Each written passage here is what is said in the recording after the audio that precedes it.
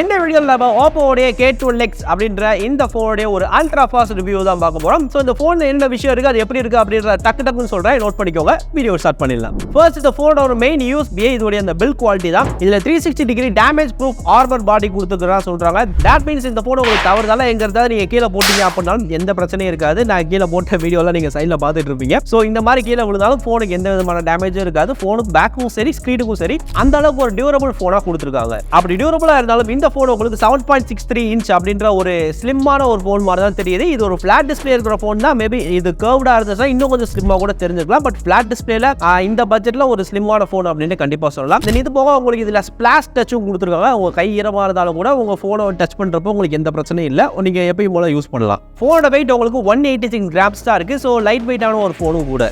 இது போக இன்னொரு விஷயம் என்னன்னா, நார்மலான சிலிக்கான் கேஸ் கொடுக்காம உள்ள உங்களுக்கு ஒரு ரப்பர் கேஸ் மாதிரி கொடுத்துருவாங்க. இதை வந்து ஒரு ஆன்டி டிராப் ஷீல்டு கேஸ் அப்படின்னு சொல்றாங்க. இந்த கேஸை நீங்க போட்டீங்க அப்படின்னா செம பக்காவும் ஒரு ஃபிட் இருக்கும். ஸோ ஆல்ரெடி இந்த ஃபோனே உங்களுக்கு டேமேஜ் தாங்குற அளவுக்கு கொடுக்கக்கூடிய ஒரு ஃபோன் தான். ப்ளஸ் இந்த கேஸும் சேர்த்து நீங்கள் யூஸ் பண்ணுறப்போ உங்களுக்கு ரொம்ப ஒரு டியூரபிளான ஒரு ஃபோனாக மாறுது. ஸோ இந்த பட்ஜெட் சொல்கிறப்ப இந்த ஃபோனை நீங்கள் 15,000 பட்ஜெட்டுக்குள்ளே நீங்கள் வாங்கிக்கலாம். ஸோ அப்படி இருக்கிறப்ப 15,000 பட்ஜெட்டுக்குள்ள ஒரு டியூரபிள் ஃபோன் அப்படின்ற கேட்டகரியில் பார்த்தீங்கன்னா இந்த ஃபோன் அங்கே நல்லாவே நின்று பேசும் அப்படின்னு சொல்லலாம். அடுத்த டிஸ்பிளே அப்படின்னு பார்த்தீங்கன்னா இந்த ஃபோனில் உங்களுக்கு 6.67 இன்ச்க்கான ஒரு 120 ஹெர்ட்ஸ் டிஸ்பிளே கொடுத்துருக்காங்க. இது 1000 nits பீக் பிரைட்னஸ் வரையும் போகும். பட் இது ஒரு HD டிஸ்பிளே. ஸோ அதையும் நீங்கள் மைண்டில் வச்சுக்கோங்க. HD டிஸ்பிளே அப்படின்றதுனால அது HD டிஸ்பிளேக்கான ஒரு விஷயங்கள் உங்களுக்கு இங்கே தெரியுது. நீங்கள் ஆல்ரெடி ஒரு HD டிஸ்பிளே வச்சு ஃபோன் யூஸ் பண்ணீங்கன்னா உங்களுக்கு இது ஒன்றும் பிரச்சனை இருக்காது. நீங்கள் full HD plus display use பண்ணிட்டு இங்கே வந்தீங்கன்னா உங்களுக்கு இது டவுன் கிரேட் மாதிரி கண்டிப்பாக ஃபீல் ஆகும். அப்புறம் பெர்ஃபார்மன்ஸ்க்காக இந்த ஃபோனில் MediaTek உடைய 6300 ப்ராசஸர் கொடுத்துருக்காங்க. 15,000 பட்ஜெட்டுக்கு இந்த 6300 அப்படின்றது கண்டிப்பாக கம்மி தான். பட் இந்த ஃபோனோட யூஸ்பின்றது இதோட டியூரபிள் பாடி அப்படின்றனால மற்ற விஷயங்கள்லாம் இங்கே கொஞ்சம் காம்ப்ரமைஸ் ஆன மாதிரி தான் தெரியுது. ஸோ 6300 இங்கே ஒரு நார்மலான ஒரு பெர்ஃபார்மன்ஸ் தான் கொடுக்குது. நீங்கள் ரொம்ப ஹெவியான டாஸ்க்கெல்லாம் பெர்ஃபார்ம் பண்ணணும் இந்த ஃபோனில் நினைக்கக்கூடாது. டே டு டே யூஸ்ன்றது உங்களுக்கு நல்லாவே ஸ்மூத்தாக போகுது. அதில் பிரச்சனை கிடையாது.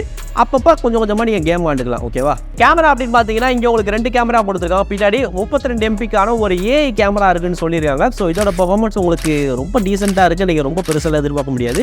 இந்த ப்ரைஸ்க்கு ஓரளவுக்கு நல்ல பெர்ஃபார்மன்ஸாக கொடுக்குது. ரெண்டாவது இருக்கிறது 2 MP ஒரு போர்ட்ரேட் கேமரா. ஸோ அதை பற்றி பேசுறது ஒன்றும் இல்லை. ஃப்ரண்ட்டில் உங்களுக்கு 8 MP ஒரு செல்ஃபி கேமரா கொடுத்துருக்காங்க. அதுவும் இங்கே ஓகே அப்படின்ற லெவலில் தான் இருக்குது. ஸோ கேமரா அப்படின்னு பார்க்கும்போது ரொம்ப டீசெண்டான ஒரு பெர்ஃபார்மன்ஸ் தான் கொடுக்குது. இது போக பேட்டரின்னு பார்த்தீங்கன்னா இந்த ஃபோனில் உங்களுக்கு 5100 mAh பேட்டரி கொடுத்துருக்காங்க. இன்னொரு நல்ல விஷயம் என்னன்னா 45 வாட் சார்ஜர் அப்படின்றது உங்களுக்கு பாக்ஸ்லேயே கொடுத்துருக்காங்க. ஸோ இது வந்து ஒரு மிகப்பெரிய ப்ளஸ் பாயிண்ட். பாக்ஸில் சார்ஜர் கொடுக்குறதே இப்போ ஒரு மிகப்பெரிய ப்ளஸ் பாயிண்ட் ஆயிடுச்சு. அது வேற கதை. இதில் சார்ஜர் இருக்கு. பேட்டரி பெர்ஃபார்மன்ஸும் இந்த ஃபோனில் நல்லா பெர்ஃபார்ம் பண்ணுது. நீங்கள் இன்டென்ஸாக ஹெவியாக யூஸ் பண்ணாலும் உங்களுக்கு 1 டே அப்படின்றது சாலிடாக வந்துடும். பிகாஸ் இது 5100 mAh பேட்டரி ப்ளஸ் இது HD ப்ளஸ் டிஸ்பிளே அப்படின்றனால இதில் அந்த அளவுக்கு பவர் கன்சப்ஷன் இருக்காது comparing to full HD plus. So சாலிடாக உங்களுக்கு ஒரு நாள் நிற்கும். நீங்கள் கம்மியாக யூஸ் பண்ணிங்கன்னா உங்களுக்கு அதை விட அதிகமாகவும் நிற்கும். ஓகேவா?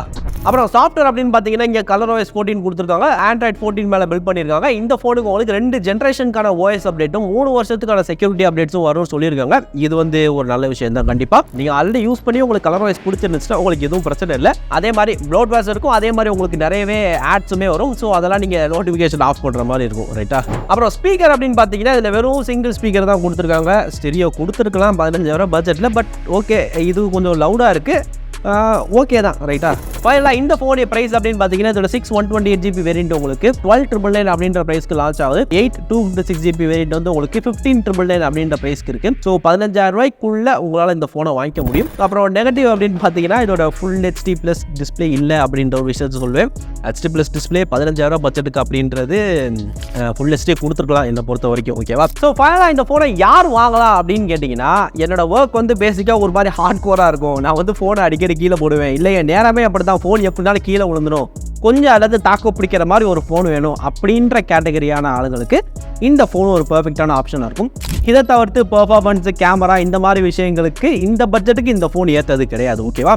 ஸோ 15,000 பட்ஜெட்டில் டியூரபிள் ஃபோன் வேணும் அப்படின்னா தாராளமாக நீங்கள் இதை கன்சிடர் பண்ணலாம். ஸோ எஸ், இதுதான் இந்த ஃபோனை பற்றின என்னுடைய ஒரு அல்ட்ரா ஃபாஸ்ட் ரிவ்யூ. இந்த வீடியோ எப்படி இருக்குது அப்படின்னு மறக்காம கீழே கமெண்ட் பண்ணுங்க. இதே மாதிரி இன்னொரு சூப்பரான வீடியோவில் கூடிய சீக்கிரம் உங்களை வெயிட் பண்ணுறேன். Until then, this is RV from RvTechTamil signing out.